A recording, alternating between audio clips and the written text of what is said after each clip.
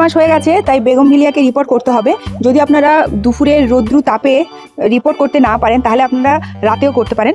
আমরা রাতে করব, এতে করে গাছও ট্রেস থেকে মুক্তি পাবে এবং গাছটা ঝিমলিয়ে পড়বে না। তো এখানে বিভিন্ন কালারের বোগেনভিলিয়া আছে, আমরা আজকে সবগুলোকে রিপোর্ট করব। এগুলো নার্সারি থেকে এনে আমরা সবের প্রথমে ছোট ছোট টবে বসিয়েছিলাম। দেখুন সেখানেই কালারেবল ফুল ফুটে গেছে। বিভিন্ন কালারগুলো দেখতে পাচ্ছেন আপনারা। তো এইগুলো আমরা এখন রিপোর্ট করব। রিপোর্ট করার জন্য সবের প্রথমে এখানে চুন জল গুলিয়ে নেবো, একটা পাত্রে চুন জল গুলিয়ে নেবো।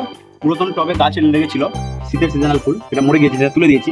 দিয়ে এটাকে স্যানিটাইজ করার জন্য চুন জলের মধ্যে ভালো করে ধুয়ে নেব, তাহলেই এই পটটি স্যানিটাইজ হয়ে যাবে। ঠিক আছে, নতুন গাছ বসানোর জন্য এই পটটি রেডি। একটু করে নিচ্ছি।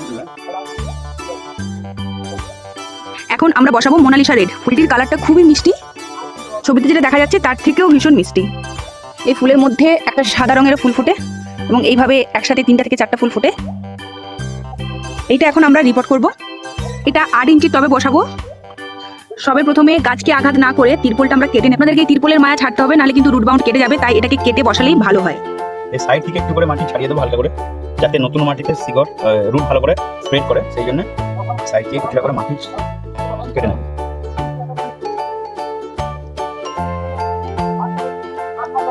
প্রথমে এই স্টবের মধ্যে আমরা এই ভাঙা টবের টুকরো নিয়ে রেখে দেবো ড্রেনেজ হোলগুলোতে ভালো করে ড্রেনেজ হওয়ার জন্য।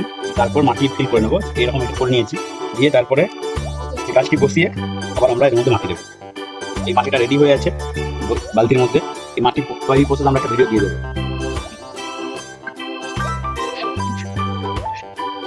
আমাদের গাছ বসানো কমপ্লিট হয়ে গেছে, এরপর জল দিলেই রেডি। দেখতে পাচ্ছেন আমরা রাতে করার জন্য গাছটা একেবারেই সতেজ আছে। পরপর আমরা এইভাবে বসিয়ে নেব। আজকের ভিডিও এখানে শেষ করছি, দেখা হবে নেক্সট ভিডিওতে।